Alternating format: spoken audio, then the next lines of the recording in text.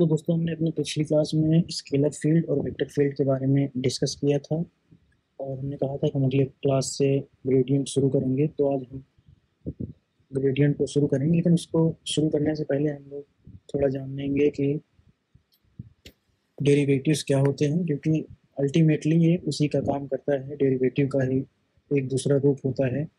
Basically जहाँ हम अभी तक एक या दो वेरिएबल्स के फंक्शंस लेते थे, उसमें डेरिवेटिव्स निकालते थे।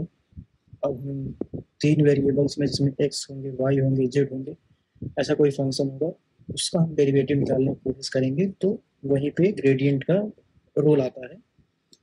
तो सबसे पहले हम लोग सीखेंगे कि डेरिवेटिव्स होते क्या हैं या उनका रोल क्या होता है। बहुत बेसिक सी बात है, हम बहुत जल्द ही से 1-2 मिनट में से बस रिवाइज टाइप करेंगे, उसके बाद फिर हम आगे बढ़ेंगे।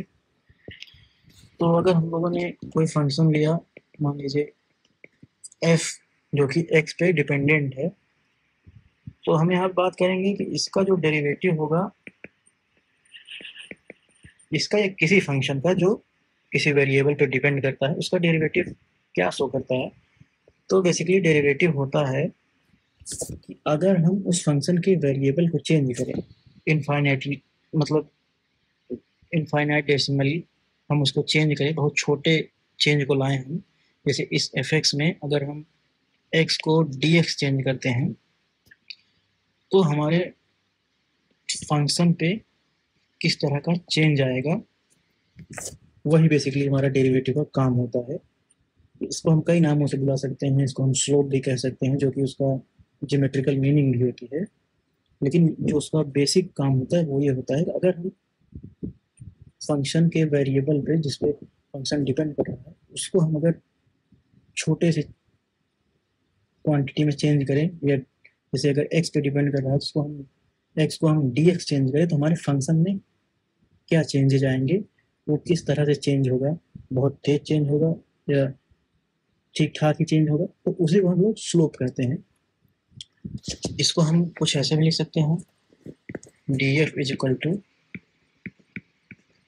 D f by d x into d x. बात वही है, इसमें कोई नई बात नहीं है।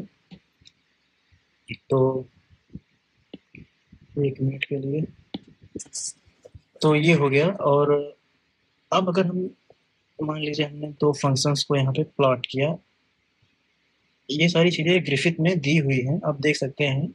बेसिकली वहाँ से रेफरेंस लेके स्टार्ट करना एक आइडियल कंडीशन है, क्योंकि चीज़ें उसमें बहुत सरल तरीके से दी हुई हैं। आप खुद भी ट्राई कर सकते हैं, चीज़ें आसानी से समझ में आती हैं। अब हमने इस ग्राफ को ए कहा, इस ग्राफ को हमने बी कहा। अब यहाँ पे अगर देखेंगे, हमने इसे एफ कहा या एफ एक्स कह दे रहे हैं, और इस डायरेक्शन को हम एफ कह दे रहे हैं, एक्स कह दे रहे हैं। इसको हमने यहाँ एफ एक्स कहा और इसको एक्स कहा। तो पहले ग्राफ में हम लोग देख रहे हैं, मैं कलर थोड़ा चेंज कर देता हूँ, उसके बाद फिर बात करते हैं।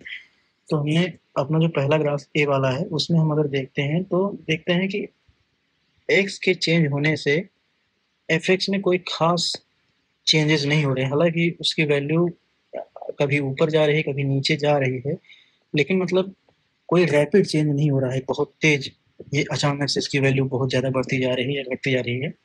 लेकिन हम यहाँ बी में देखते हैं कि जैसे जैसे हमारा एक्स चेंज होता है, पहले हमारी ओरिजिनल डायरेक्शन एफ एक्स की ये थी, फिर हमारी ये हुई, फिर बाद में ये हुई, और फिर कुछ टाइम बाद ये हो गई। तो यहाँ पे जो चेंजेस है एफ एक्स में, वो रैपिड है, वो पहले के मुकाबले बहुत तेज है। पहले में आप देखिए बहुत हल्का चेंज होता था, फिर से फंक्शन कहीं ना कहीं वहाँ पे पहुँच जाता था, फिर थोड़ा बहुत चेंज होके ऐसे चल रहा था। लेकिन यहाँ पे एक बार फंक्शन चेंज हुआ तो वो फिर आगे बढ़ता ही गया। तो यही चीज़ है, और डेरिवेटिव्स की बात होती है कि किस तरीके से हम उसके वेरिएबल को अगर चेंज करें तो उसके उस फंक्शन में किस तरह का चेंजेज होगा, रैपिड होगा कि बस स्मूथ चेंज होगा। तो ये बात हुई। ये तो बात हुई हमारी एक किसी फंक्शन की जिसका एक डेरिवेटिव हो, या इसी तरीके से दो डेरिवेटिव वाले भी देख लेंगे। लेकिन अगर हमारा फंक्शन कुछ ऐसा हो मान लीजिए टी है जो कि डिपेंड करता है एक्स पे भी, वाई पे भी, जेड पे भी। हम यहाँ पे टी को मान लीजिए टेम्परेचर मान ले रहे हैं।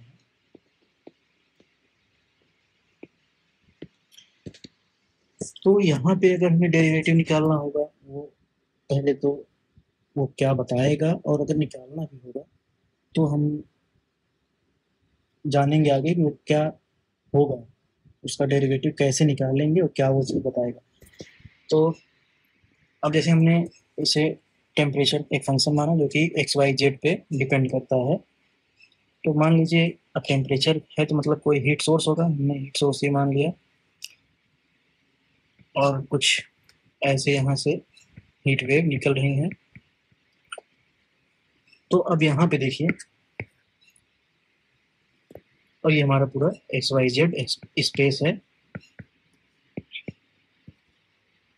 मैं इसे कलर चेंज करके बता रहा हूँ। अब देखिए, फिलहाल के लिए अगर हम एक्स वाई प्लेन में ही देखें, तो अगर हम इस सोर्स से, इसे हम ओ कह दे रहे हैं इस सोर्स को, अगर हम इस सोर्स से कुछ इस डायरेक्शन में या इस डायरेक्शन में या इस डायरेक्शन में, यानी कि उससे रेडियली अगर जाएं, तो देखेंगे कि यहाँ पे टेम्परेचर में जो चेंजेस होंगे वो बहुत तेज होंगे। और अगर वहीं पे हम इस डायरेक्शन में जाएं, मैं इसको दूसरे कलर से दिखा दे रहा हूँ। अगर हम, सॉरी, मैं कलर इसको चेंज कर दे रहा हूँ। अगर हम इस डायरेक्शन में जाएं तो हम देखेंगे जो टेम्परेचर यहाँ होगा और जो टेम्परेचर यहाँ होगा, यहाँ होगा, यहाँ होगा, इनमें कोई खास बहुत ज़्यादा फर्क नहीं होगा। हालांकि अंतर तो होगा ही, क्योंकि टेम्परेचर जो है हमारा एक्स वाई जेड पे डिपेंड कर रहा है। तो हर जगह का एक्स वाई जेड तो अलग ही होगा, तो इसलिए फर्क तो होगा टेम्परेचर में इन चारों पोजीशन पे।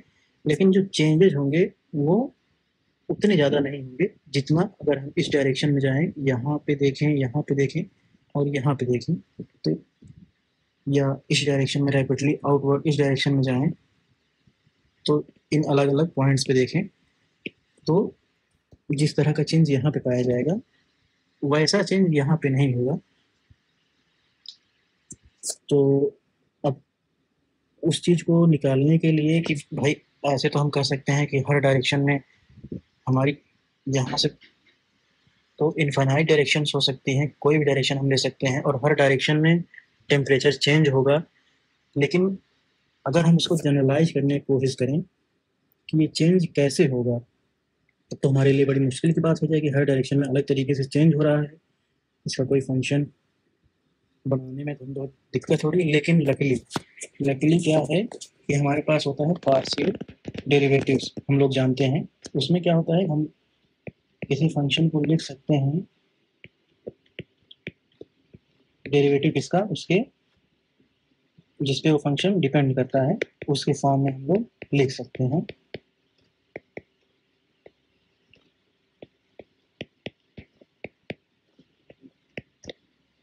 अब ये जो फंक्शन बन के आया है, ये हमारा होगा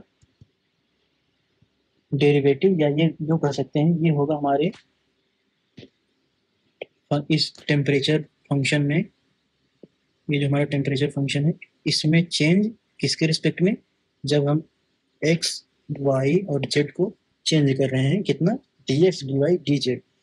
यानी हम एक्स भी चेंज कर रहे हैं, वाई भी चेंज कर रहे हैं और जेड भी चेंज कर रहे हैं, हम पोजीशन अलग अलग पोजीशंस ले रहे हैं।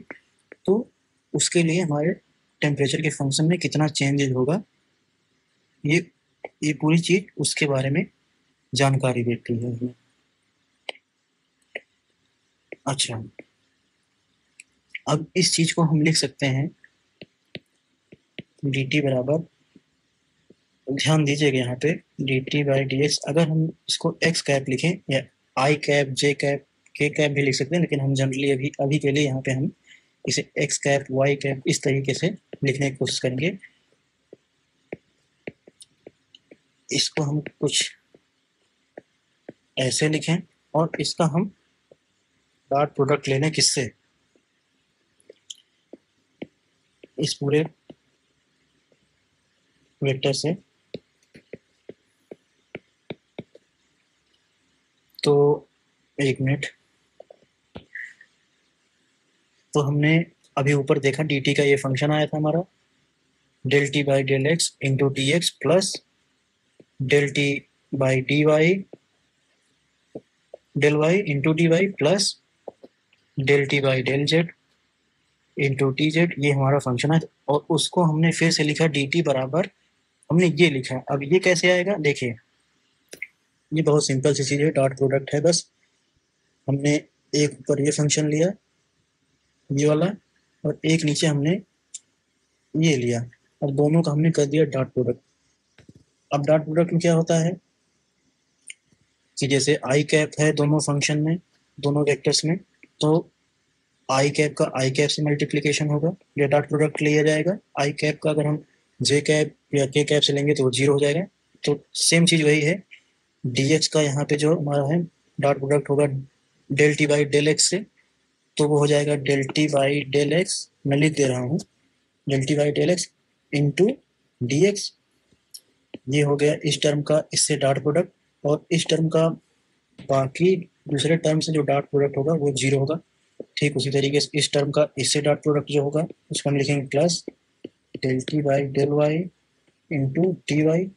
बाकी इन दोनों, एक मिनट, बाकी इन दोनों टर्म से इसका जो मल्टीप्लिकेशन होगा वो भी जीरो आएगा। ठीक उसी तरीके से del t by del z into d z, ये हमारा डी टी, ये हमारी, हमने इसे ऊपर लिखा है यहाँ पे, पहले से हमने इसे लिखा हुआ है, बस उसको हमने एक डिफरेंट फॉर्म में यहाँ पे लिखने की कोशिश की है। तो यानी कि हमने भी डी टी बराबर लिखा, ये कुछ हमारा एक फंक्शन था, उसको हमने डॉट प्रोडक्ट लिया किससे, del x x cap plus D y y cap plus D z z cap. और यहाँ पे हमारा हो गया del t by del x x cap plus del t by del y y cap plus del t by del z z cap. अब इसी चीज को हम लोग लिखते हैं ये कुछ इस तरीके से। ये क्या चीज है ये हम बात करेंगे, लेकिन इसी चीज को हम कहते हैं अपना ग्रेडियंट। यही है हमारा ग्रेडियंट। अभी हम इसके बारे में पूरी बात करेंगे कि क्या बताता है, इसका ज्योमेट्रिकल मीनिंग क्या है। लेकिन अगर अभी के लिए हम बात करें, और इस पूरी चीज को हम लोग लिख सकते हैं, ये वाली चीज हमारी जो d x into x cap plus D y y cap plus D z, इसको हम डी एल लिख सकते हैं, यानी डी टी को हम लिख सकते हैं del t into dot product d l. ठीक है। अब गौर करने वाली बात यहाँ पे ये है कि ये जो हमारा डेल टी है ये एक वेक्टर क्वांटिटी है, क्योंकि आप अगर देखेंगे यहाँ पे, ये जो हमारा, मैं इसे फिर से साफ से लिख देता हूँ, हमने तो लिखा था वहाँ पे डेल टी बराबर, सॉरी, डी टी बराबर del t del x x cap plus del t del y y cap plus del t del z z cap into, ये हमारा डीएल था। अब अगर आप इस पूरी चीज को देखेंगे तो ये है एक वेक्टर क्वांटिटी, यानी कि जो हमारा ग्रेडियंट होता है वो होता है एक वेक्टर क्वांटिटी होती है।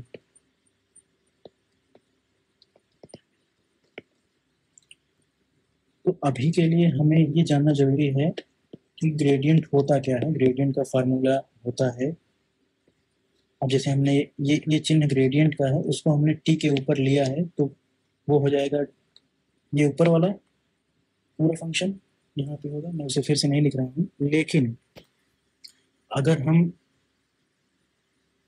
मैं इसे मिटा दे रहा हूँ, अगर हम ये बात करें कि ये ग्रेडियंट का क्या होता है मतलब, तो इसको हम लिख सकते हैं del by del x into x, sorry x cap plus del Y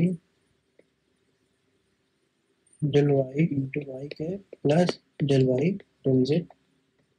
अगर ये आपको ना भी समझ में आया होगा तो भी कोई बड़ी बात नहीं है, बस आपको ये सारी चीज़ें जाननी जरूरी है, क्योंकि इसके बारे में तो हम लोग आगे बात करेंगे विस्तार से, लेकिन यहाँ तक ये चीज़ आपको समझ में आनी जरूरी है। और डेल्टी का जो हमने यहाँ पे फंक्शन बनाया है उसको आपको याद रखना जरूरी है। और अगर आपको शंका हो रही है या डाउट आ रहा हो कि डेल टी बराबर अगर हम ये निकालेंगे तो इसकी वैल्यू क्या होगी, तो सिंपल सी बात है, इस पूरे फंक्शन में हम टी को ऑपरेट करा देंगे, यानी यहाँ पे टी हम लगा देंगे, यहाँ पे टी हो जाएगा, यहाँ पे टी हो जाएगा। फिर अभी मैं इसे मिटा दे रहा हूँ ताकि यहाँ पे आपको कंफ्यूजन ना हो।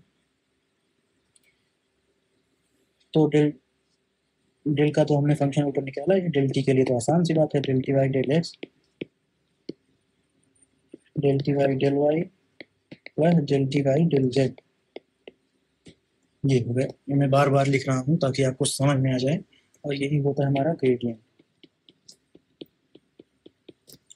अब अगली क्लास में हम लोग जानेंगे इसका मीनिंग क्या होता है। हमने तो फंक्शन तो जान लिया, ग्रेडियंट क्या होता है, बेसिकली ये किसी फंक्शन का डेरिवेटिव होता है, ऐसे फंक्शन का जो दो से ज़्यादा वेरिएबल पे डिपेंड करे, जैसे हमने टेम्परेचर का लिया था, अभी हम उसी की बात कर रहे हैं, टेम्परेचर की ही बात कर रहे थे, तो जो कि तीन वेरिएबल्स पे डिपेंड करता है, एक्स वाई जेड पे। और हमने शुरू में देखा था कि कोई फंक्शन है जो सिंगल वेरिएबल पे डिपेंड कर रहा है, जिसका डेरिवेटिव कैसे निकालते हैं या क्या वो बताता है। और हम अभी यहाँ पे बात हमने की कि कोई फंक्शन टेम्परेचर है जो कि तीनों कोऑर्डिनेट्स पे डिपेंड करता है, तो उसमें होने वाली चेंजेस को with respect to x y z, यानी एक्स वाई जेड को अगर हम इनफाइनाइटली डेसिमली अगर हम चेंज कर रहे हैं, तो उस चेंज के साथ उस टी फंक्शन में कैसे चेंजेस आ रहे हैं उसको जानने के लिए हमने पूरी बात की है। तो हमने देखा कि जो हमारा फंक्शन डी टी है उसमें कुछ इस तरीके से चेंज होगा, वो होगा पार्शियल डेरिवेटिव टी का इन सभी के रिस्पेक्ट में। और यहाँ हमने लिखा था, देखिए, partial derivative del t by del x into d x plus del t by, यहाँ पे हमने पूरा उस चीज़ को लिखा हुआ है, और उसी को फिर हमने दूसरे तरीके से डॉट प्रोडक्ट में बना के लिखा है। तो हमें दो फंक्शन वहाँ से मिले, एक हमारा ग्रेडियंट का फंक्शन मिला और दूसरा हमारा जो है डीएल वेक्टर। ये तो हम लोग जानते हैं, हम जानते हैं x I cap plus Y J cap plus Z K cap को हम एल वेक्टर लिखते हैं, और अगर उसी एल वेक्टर को हम डिफ्रेंशिएट कर दें, डीएल वेक्टर बराबर हो जाएगा हमारा D X I cap plus D Y Z cap J cap plus D Z K cap हो जाएगा। तो ये वाली चीज़ वही है, ये हमारा डीएल वेक्टर है, और ये हमारा ऊपर वाला जो है हमारा ग्रेडियंट का फंक्शन है। तो अगली क्लास में हम लोग चर्चा करेंगे कि ग्रेडियंट का मतलब क्या होता है, उसको हम एक फिजिकल या ऑब्जेक्ट से जोड़ के समझाने की कोशिश करेंगे ताकि चीज़ आपको समझ में आए। तो अभी के लिए इस क्लास में इतना ही, आगे क्लास में हम चर्चा करते हैं इसके ज्योमेट्रिकल मीनिंग को। Thank you.